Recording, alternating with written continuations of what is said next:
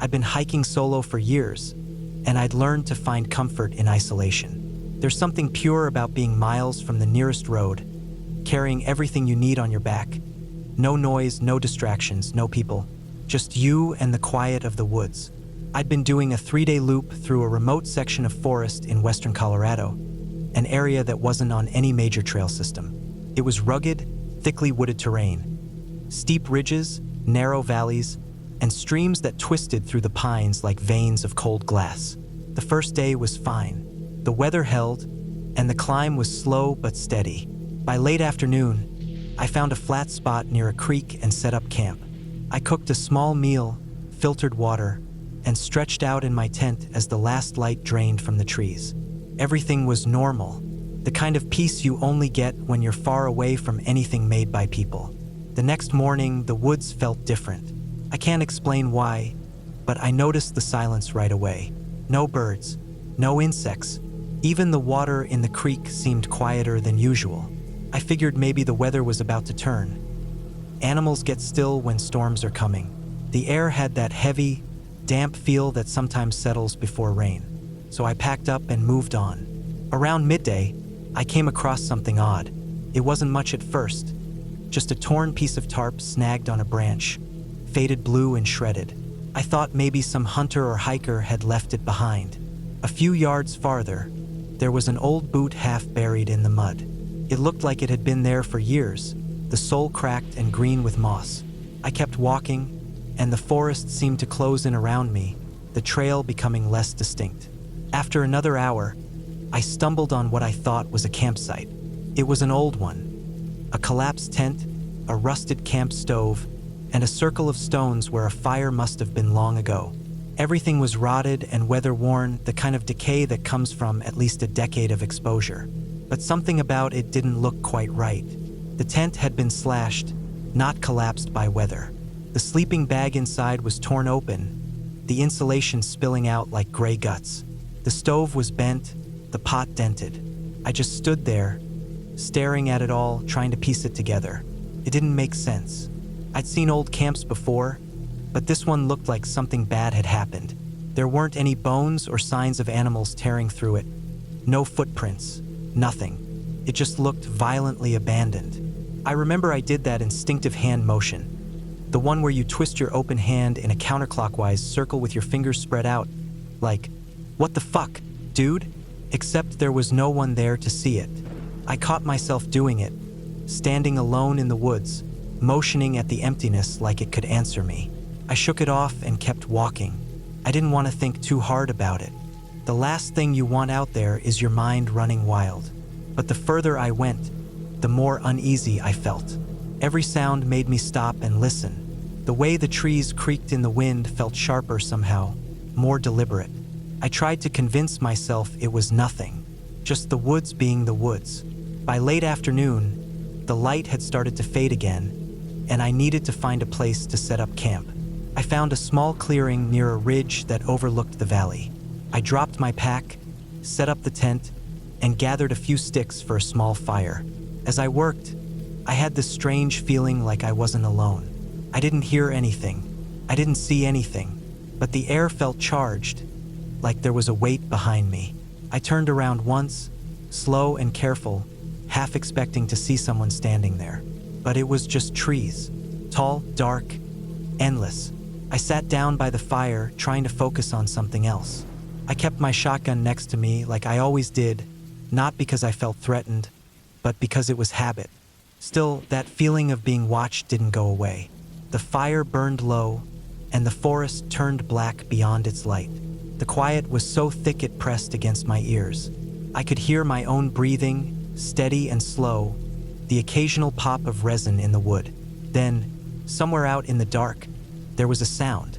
It wasn't loud, just a small crack, like a branch breaking underfoot. I froze. Another one, closer this time. Then nothing. I waited. The air felt too still, like the entire forest was holding its breath. I stood up slowly, shotgun in hand, scanning the treeline. The firelight only reached so far, and beyond that, everything was swallowed by shadows. I could feel my pulse in my hands, the way it made the metal of the gun shake just slightly. Then came another sound, not footsteps exactly, but movement. Something brushing lightly against the undergrowth, moving slow and deliberate. It circled the edge of the light, just out of view. I knew that feeling. I'd been stalked by animals before, and whatever it was big enough to make noise but smart enough to keep low. I backed toward the tent, heart hammering, trying to listen over the blood rushing in my ears. For a few seconds, everything stopped again. Total silence. I could have convinced myself it was gone. Maybe just a deer passing through. But then I heard it again. It was faint but clear. A breath. A slow, deep exhale. Then another. It was close. Too close. I raised the shotgun and aimed toward where I thought the sound came from. My finger hovered on the trigger, the barrel trembling in the firelight. Then, right before I could do anything, something moved. Just a flicker of motion between two trees. My body acted on instinct. I swung the gun, but before I fired, I froze again. The movement wasn't an animal. It was a person, a figure, standing half hidden by the trees, motionless. I couldn't make out their face, just the shape, tall, still, arms hanging by their sides. My breath caught. My body went rigid. The only thing that moved was my eyes, watching as they slowly raised one arm. And then they did it. That same hand motion. The exact one I'd done earlier that day at the old camp. The open hand twisting in that slow, counterclockwise circle, like a silent, mocking "what the fuck, dude?" It was like they were mirroring me, throwing my own motion back at me from the darkness. I didn't move, neither did they. We just stood there, staring across the glow of the dying fire. My mind was racing, trying to make sense of it. There was no reason for anyone to be out here. No camps, no roads, no trails. And yet, there they were, doing that motion like they'd been watching me long enough to know I'd done it first. After what felt like forever, the figure lowered its hand, stepped backward, and disappeared into the trees. Not running, not rushing, just gone. I stood there for a long time, gun raised, waiting for them to come back. They didn't. Eventually, I doused the fire, crawled into the tent, and sat awake until the first light of morning bled through the fabric. Every crack of a branch, every whisper of wind felt like footsteps. When the sun came up, I packed fast and left. I didn't stop to eat or rest. I just walked, following my compass and cutting through the woods until I found the main trail again. When I finally reached my truck late that afternoon, my whole body felt like it had been wrung dry. I sat there for a long time, just breathing, trying to calm down. I still don't know who or what that person was. Maybe some hermit living out there, or another hiker gone strange from being alone too long. But the thing that gets me isn't that they were there. It's that they knew me. They had to have been watching, close enough to see the small things I did, to memorize them, and to throw them back at me when I least expected it. Now, every time I go hiking, I think about that. How you never really know who's out there watching. How even the smallest motion, a shrug, a wave, a simple flick of your hand, can come back to you in the dark, from someone who shouldn't be there at all. And I still can't forget the way that hand looked, twisting slowly in the dark, that silent message floating across the firelight, as if asking me the same thing I'd been asking all along. What the fuck, dude? I was hiking deep in the backcountry of northern Montana, far from any town, campground, or ranger station. I had taken a week off work just to get away from everything. No phone, no noise, no people. I planned on moving slow, camping wherever I stopped, living off the trail mix, jerky, and fish I caught. I'd done enough solo trips to know how to keep myself safe and comfortable. I carried everything I needed. A solid tent, water filter, small stove, a .44 for bears, and my old 12-gauge pump-action shotgun I'd carried for years on hunts. I never really expected to use it on these trips, but it had become more of a habit than anything. It was like bringing a piece of security along, even if it just sat there beside my sleeping bag. By the third night, I was miles away from the nearest road. The trail I'd been following had faded into more of a game path, weaving through tall spruce and dense underbrush. The forest here felt old, heavier somehow. Even during the day, the air was still and quiet. I didn't hear many birds or squirrels, and I remember thinking how strange that was for late summer. It was as if everything had moved away from this place, and I couldn't quite say why. I made camp near a small creek that cut through a narrow ravine. The ground was damp, and I had to clear a patch of moss to pitch my tent. I remember how still the air was that evening. No wind, no bugs, nothing, just that soft trickle of water. I cooked a small meal on the stove, cleaned my mess, and sat outside for a bit, just letting the quiet sink in. When the sun went down, it got cold fast, and I climbed into my tent, zipped the door shut, and laid back with my flashlight on the ceiling of the fabric above me, watching it flicker faintly until my eyes got heavy. Sometime deep in the night, I woke up without knowing why. My first thought was that maybe I had to use the bathroom, but then I noticed something different. It was dead silent outside, not quiet in the way forests usually are. No, this was the kind of silence where you realize even your own heartbeat sounds too loud. I stayed still, trying to listen. Then I heard it. At first, it was faint, just a low exhale that could have been wind or something shifting in the distance. But then it came again, closer this time. Slow, deep, steady breathing. The kind that had weight behind it. I froze completely. I know the sounds of animals. I've camped around bears, elk, moose. You can tell when an animal is there. You can hear their steps, the movement of branches, the small noises that come with something big being alive nearby. But this was different.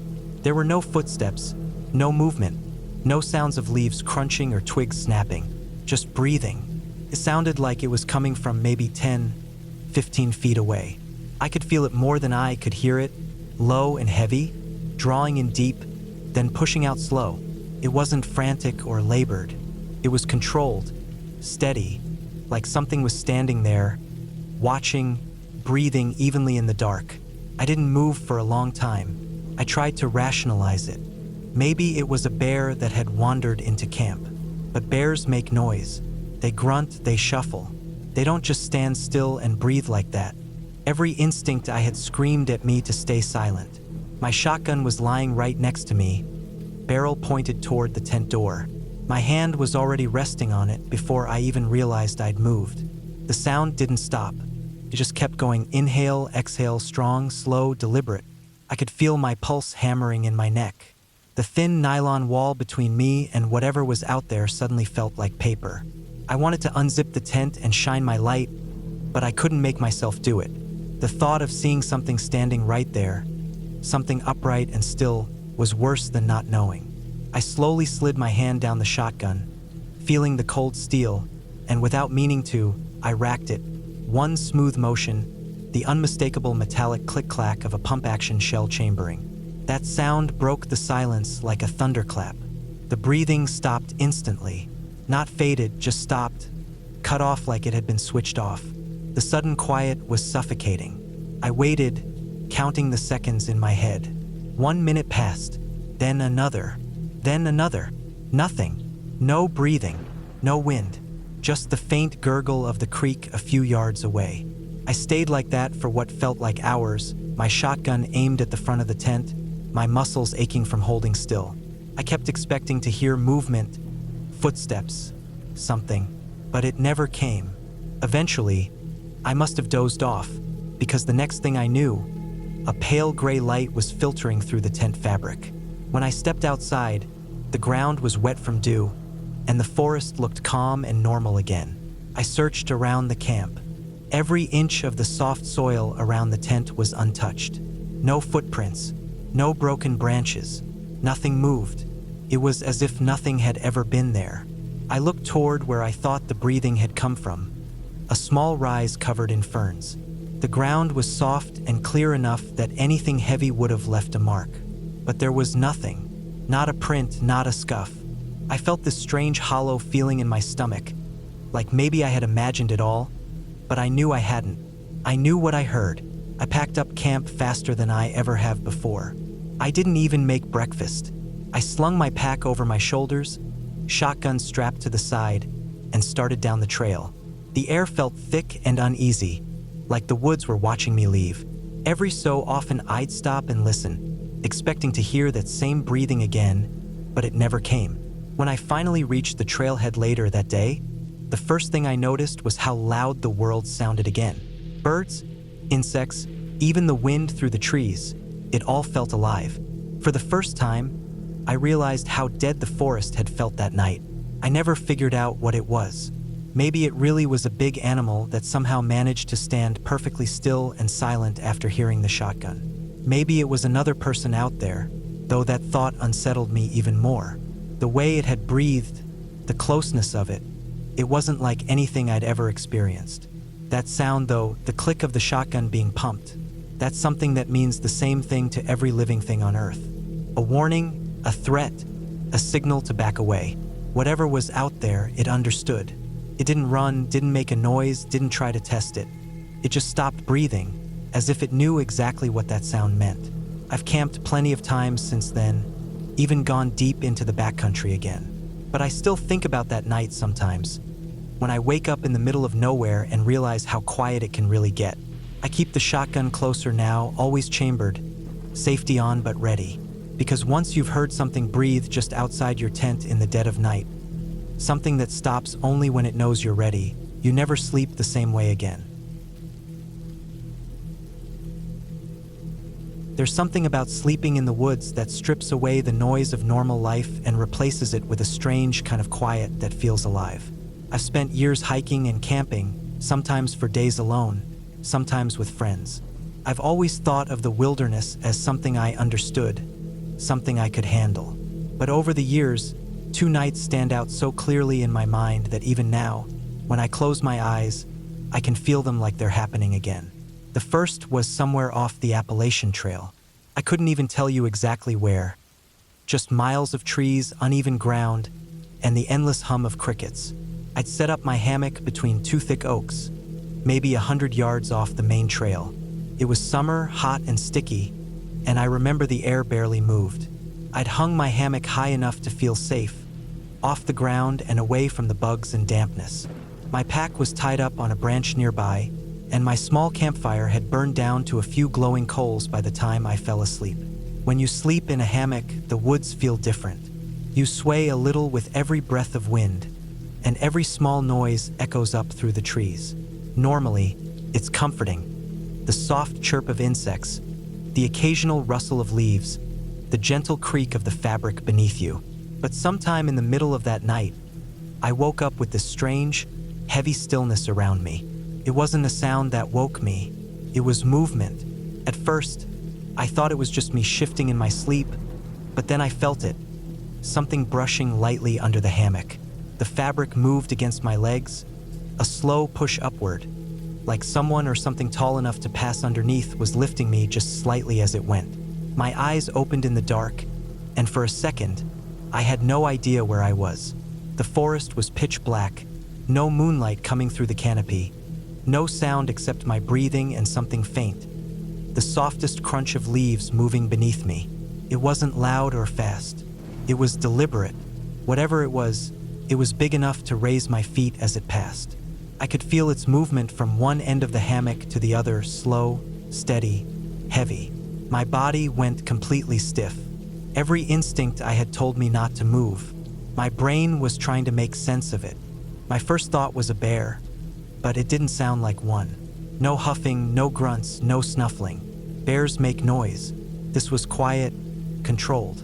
I remember holding my breath, counting the seconds, trying to listen for any clue. The movement passed beneath me and stopped somewhere behind my head. I could feel my heart pounding so hard it felt like the whole hammock was shaking. For what felt like forever, I just stayed there, frozen. Then, as slowly as it started, the sound moved away. Faint steps through the leaves, fading into the trees until the silence swallowed them completely. I didn't sleep again that night. I stayed there with my hand gripping the knife I kept tied to my hammock strap, eyes open, staring into the dark. When morning finally came, I climbed out and checked the ground beneath me. The leaves were flattened in a wide path, but the soil was too dry for clear tracks. Could have been a deer, I told myself. Probably was. But the way it moved, the height it had to reach to lift my legs like that, I still don't know. All I know is that for the rest of that trip, I slept on the ground. The second story happened years later, thousands of miles away. It was during a group hike in Africa, through a deep gorge that cut through a section of dry forest and cliffs. There were 8 of us, moving slow because of the heat. The air felt thick and heavy, like the sun was pressing down on us. The trail was narrow and rocky, winding between tall stone walls that echoed every sound. We had local guides ahead of us, but we were spread out, and I ended up walking near the back, just enjoying the silence and the rhythm of my steps. I remember hearing small noises in the brush, monkeys probably, and didn't think much of it. I was sweating, my shirt sticking to my back, and I kept shifting my backpack to get some air. That's when I felt it, this unmistakable sensation that something was right behind me. You know that feeling when your body just knows you're being watched?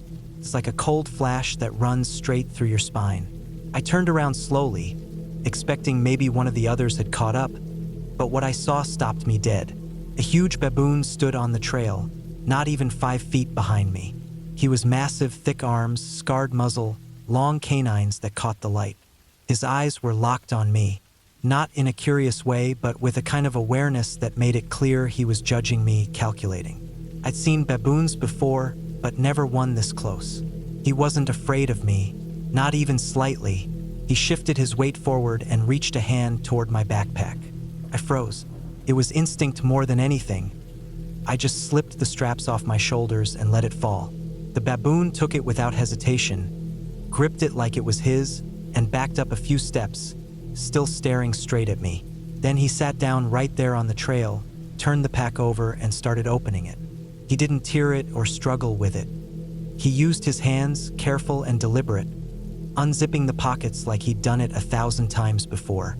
I stood there, rooted in place, watching as he went through everything. My snacks, my water bottle, sunscreen, even my notebook. He sniffed each item, tasted some, tossed others aside. He found the food easily, granola bars, dried fruit, trail mix, and ate them right there, still watching me between bites. The others up ahead must have noticed something was off because I heard distant footsteps and saw heads turning. But I couldn't move. The baboon finished his meal, stuffed a few wrappers in his mouth, and then just sat there, watching me. I remember the silence again, that same heavy stillness I'd felt years before under the trees back home. There's something deeply unsettling about being so close to a wild animal that's not afraid of you, that knows it's in control. When I finally started to back away, he stood up and followed. Not charging, not running, just walking, matching my pace, eyes fixed on me. When I turned forward again, he followed for several steps before veering off into the brush. I thought that was the end of it, but it wasn't. An hour later, as we climbed out of the gorge, I saw him again. He was perched on a boulder just off the trail, watching. We kept walking, but every so often I'd catch a glimpse of him somewhere nearby, in the trees on a ledge, sitting and waiting. It was as if he was tracking us, not for food, but out of curiosity or dominance. Twice more he came close enough that we had to wave and shout to keep him back. He didn't flinch. At one point, someone sprayed him with pepper spray, a direct hit to the face, and he barely reacted. He just wiped at his eyes, blinked a few times, and went right back to staring. He followed us all the way to the edge of the gorge, only turning back when the terrain opened into flat, sun-baked ground. Even then, I could see him sitting at the edge of the trees, just watching us walk away. That night, as we sat around the fire near camp, I couldn't shake the image of his face, the way his eyes locked onto mine, how deliberate every movement had been. There's a difference between fear and awareness. Animals like that don't act on instinct alone. They think, they test you. It's a strange thing to be stripped down to the most basic kind of vulnerability, the realization that no amount of experience, no gear, no strength really makes you in control when you're out there. Years apart, those 2 nights, one in the quiet woods of America, one under the sun of Africa, taught me the same thing. Nature doesn't care about your confidence. It doesn't care about your comfort, or your plans, or the line between fear and fascination. It just is. And sometimes, in those rare, cold moments when you wake up to something passing beneath you or lock eyes with something wild enough to study you, you realize how fragile you really are out there. I still hike, still sleep outside, still trust the woods more than most people. But I never forget those moments. the quiet breath of something moving in the dark under my hammock, the sound of a zipper opening in the hands of a creature that could tear me apart but didn't need to. They remind me that in the wild, you're not the main character, you're just another thing passing through. I was hiking in South Africa with a small group of friends. It wasn't an organized tour or anything fancy like that. Just 8 of us, all with different levels of experience, deciding to do something wild before life and work locked us down again. We planned a route through a gorge that ran along the edge of a game reserve. It wasn't deep wilderness, but it was wild enough that you could go hours without seeing another person. We had heard about baboons in the area, but no one seemed too concerned. You see them from afar, you keep your distance, they keep theirs, that's what people said. I figured that's how it would go. The hike started like any other. Hot air, the smell of dust and dry grass, the sun beating down through the scattered acacia trees. We carried our packs full of food, water, and a bit of camping gear since we planned to stay out overnight. Everything felt fine that morning, peaceful even. There was something beautiful about the isolation, the way the land stretched forever in muted browns and golds. By late afternoon, we reached a shaded area near a dried-up streambed. The gorge walls rose around us, offering a bit of relief from the sun. We set up camp there, cooked a small meal, and sat around in the fading light, just enjoying the quiet. The air cooled quickly, the cicadas quieted, and the whole world seemed to dim down into stillness. I remember thinking it was one of those rare moments you don't get often. No noise, no distractions, just the earth breathing around you. The night went by fine. A few distant animal sounds, the usual rustling in the brush, but nothing alarming.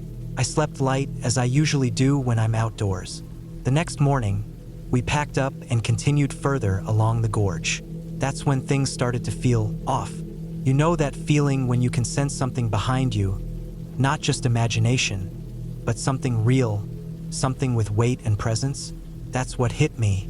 The trail was narrow, flanked by thick bushes on both sides, and I was near the back of our little group. The hairs on the back of my neck stood up. I turned around slowly, not really expecting anything, but what I saw made my stomach twist.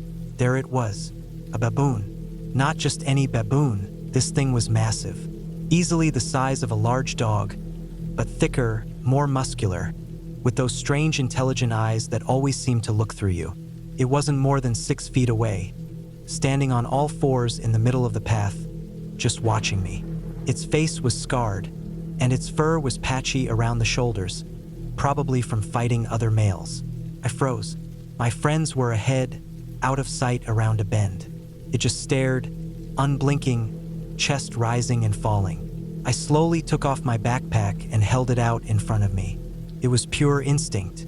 I didn't want to make sudden movements. I just wanted to put something between me and it. For a moment, it didn't move.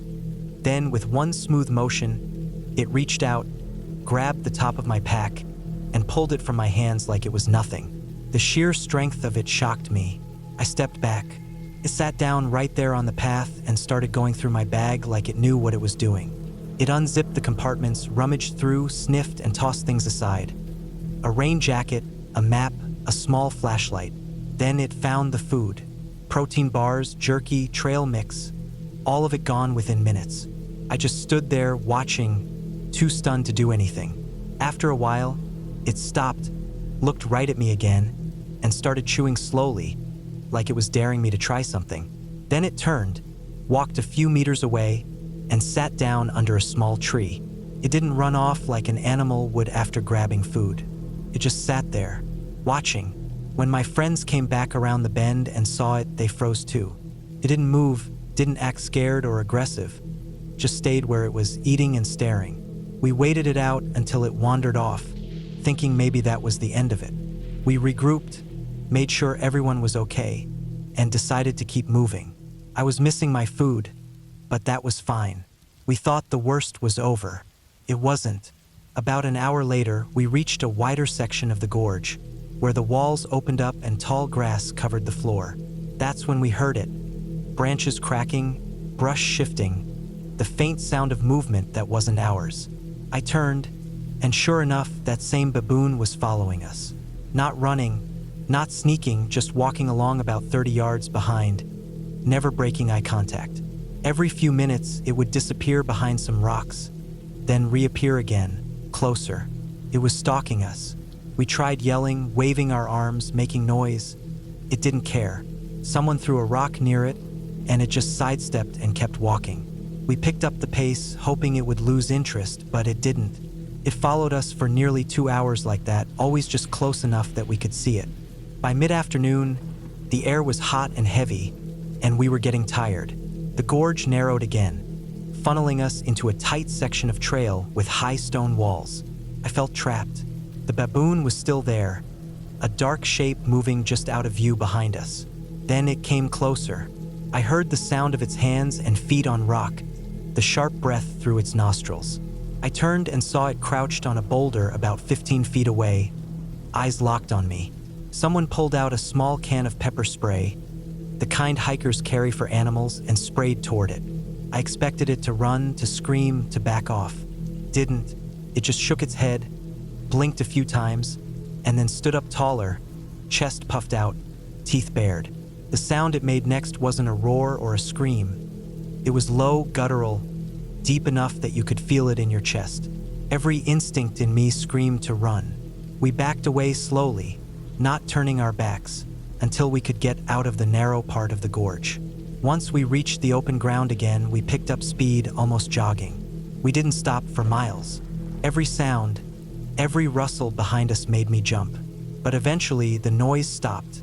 When I finally turned around, it was gone. We made it back to the road by late evening, dirty, exhausted, and shaken. My hands were trembling when I finally sat down to rest. I couldn't stop replaying it in my head. The size of that baboon, the way it had just stared right through me, the calm confidence it carried. It wasn't just an animal. It was something that understood power and dominance. It didn't need to attack us. It already owned the space we were in. I didn't sleep that night. Even in the safety of a small lodge near the reserve, I kept hearing the faint rustle of movement in my mind, kept seeing those yellow eyes watching me from the dark. That experience changed the way I look at wildlife completely. I've seen bears, wolves, and even big cats before, but nothing ever felt as personal as that. The intelligence in that stare, the patience. When people talk about predators, they always imagine the quick attack, the obvious danger. What's worse is the kind that doesn't rush. The kind that studies you, that waits, that knows you're afraid. To this day, I still remember the sound of the pepper spray can hissing and that thing just shaking it off like it was nothing. The look on its face when it realized we had nothing left to give. The silence that followed as it just watched us leave. I've been hiking for years since then, mountains, forests, deserts, but I've never felt that same kind of fear again. That day taught me that the scariest encounters aren't always the ones that end in blood or violence. Sometimes it's just being completely powerless, completely at the mercy of something that doesn't even see you as a threat. It's strange. I used to think I understood nature, that if you respected it, it would respect you back. But that baboon taught me otherwise. Sometimes nature doesn't care what you are or what you want. Sometimes it just watches you, decides whether or not you matter, and then moves on. That's what still keeps me up some nights, knowing that for a few long hours in that gorge, I wasn't the one in control. I was being studied, and there's something deeply unsettling about realizing you were never the predator in the first place. I've spent most of my life in the woods. I grew up hunting, hiking, camping, and I've had my share of run-ins with animals. Bears, moose, coyotes. I've heard the strange sounds that the forest makes when it's alive at night. But what happened that one night while I was camping deep in the backcountry of Idaho still doesn't make sense to me. It wasn't supernatural, but it wasn't something I can explain either. It was real, and it was the only time in my life I've ever been truly afraid out there. It started as a solo hiking trip that stretched into a weekend camping plan. I was going to hike about 12 miles along a remote trail that followed an old logging road for the first few miles before dipping into thick forest and then down to a small lake I'd only ever seen on maps. The kind of place no one really goes to anymore. The trail wasn't marked on most park maps, just a faint dotted line. That was part of the appeal. I started early on a Friday morning. The weather was perfect. The sky was a flat blue, no wind, and the smell of pine and wet earth was heavy in the air.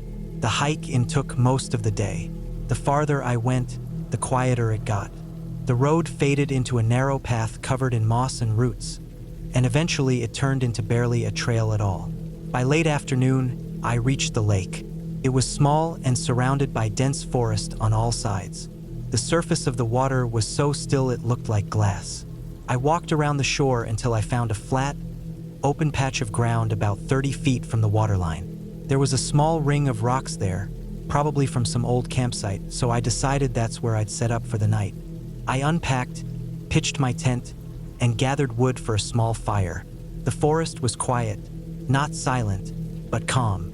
I could hear the occasional bird calling and the faint trickle of water from a nearby stream. I cooked dinner over the fire, watched the last of the daylight fade through the trees, and felt that familiar sense of peace I always get in the woods. When the stars came out, it was pitch black except for the glow of my campfire. After the fire burned down, I climbed into my tent. It was close to midnight when I finally laid down. The forest had gone completely still. Not even the frogs or crickets were making noise. It was one of those strange silences that feels heavy, like the air is holding its breath. I remember noticing it before I drifted off. I don't know how long I slept before I woke up. What woke me wasn't a sound at first, it was a feeling. My body just snapped awake, heart pounding for no reason.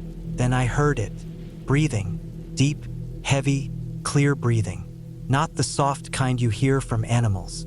This was powerful, deliberate, and close just outside my tent. Each inhale and exhale was slow and strong, almost controlled. It didn't sound like any animal I've ever heard. I lay there, completely still, listening. There were no footsteps, no twigs snapping, just breathing, heavy enough that I could feel the vibration of it in my chest. It wasn't snorting or grunting like a bear would. It wasn't panting like a dog. It was steady, in and out, deep and long, like something standing still just outside the tent wall. My first instinct was to grab my shotgun. I always keep it loaded and within reach when I'm camping that deep in the woods. I moved slowly, careful not to make noise, and wrapped my hand around the grip. The breathing didn't stop. It stayed steady, maybe 3 or 4 feet away from where my head was inside the tent. I slowly sat up, trying to orient myself. The fire outside had burned out completely, and the tent was almost pitch black except for the faint light of the moon filtering through the fabric. I could feel my pulse pounding in my neck. I raised the shotgun, pointed it toward the direction of the sound, and waited. The breathing went on for what felt like forever, deep, rhythmic, and too close. I could picture where it had to be standing, right outside, maybe on the other side of the tent wall. My mind raced through what it could be. A bear? No, I'd had bears come through camp before. They make noise. They move around. They sniff, huff, grunt, sometimes even make popping sounds with their jaws. This was different. It was silent except for that slow, heavy breathing. I wanted to yell to scare it off, but something about it made me hesitate. It wasn't moving. It wasn't doing anything except breathing. The air inside the tent felt tight, like it was pressing against me. I kept the shotgun aimed and waited. 2 minutes passed, maybe 3. It's hard to say when you're that scared. Then, just like that, it stopped. No sound, no movement, nothing. The silence that followed was worse than the breathing. I sat there, sweating, gripping the shotgun so tight my hand hurt. I waited for what felt like an hour, but there was nothing more. No sounds, no smell, no shifting of the tent fabric. Nothing. I didn't sleep again that night. I stayed sitting up, gun in hand, until I saw the faint gray light of morning starting to filter through the tent fabric. When it was finally bright enough to see, I unzipped the tent slowly and stepped out. The ground was wet with dew. My fire pit was cold. My pack was where I left it, and everything looked exactly the same as it had the night before. I walked a slow circle around the tent, scanning the ground. Nothing was disturbed. No footprints, no tracks, not even a blade of grass bent. The soil was soft, so anything heavy would have left a mark, but there was nothing. I stood there for a long time, shotgun still in hand, trying to make sense of it. It didn't add up. Whatever it was had been close enough that I could hear its breathing clearly, but there was no sign of anything. No smell, no prints, no sign of struggle or movement, just silence and untouched ground. I made coffee and sat on a rock by the lake, still gripping the shotgun. The woods were quiet again, but it wasn't a peaceful quiet anymore. Felt wrong, empty. I kept looking at the tree line, expecting something to move, but nothing ever did. By mid-morning, I packed up. I didn't take my time.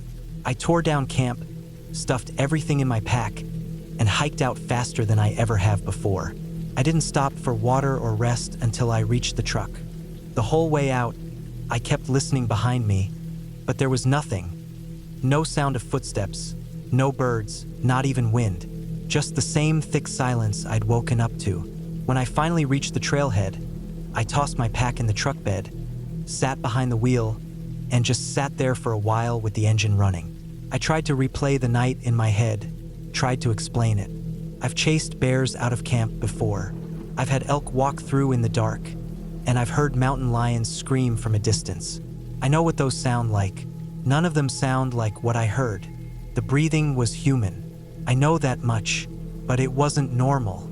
It was too controlled, too deep, too deliberate.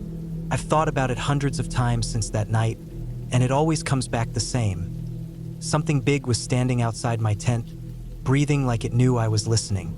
I went back to hunting that fall, but I never returned to that lake. I still camp, but I don't sleep as deeply anymore. I keep the fire higher, the shotgun closer, and I always listen for breathing. That night changed the way I see the woods. I still love them, the quiet, the stillness, the freedom, but there's a different side to it too. The part where you realize how small you really are out there, how thin a tent wall really is, how close something can be without you even knowing until it's too late. I don't know what was out there that night. Maybe a person, maybe something else living deep in those woods. But I know what I heard. That breathing was real, heavy, steady, and close enough to feel in my bones. And then gone, leaving nothing behind but silence.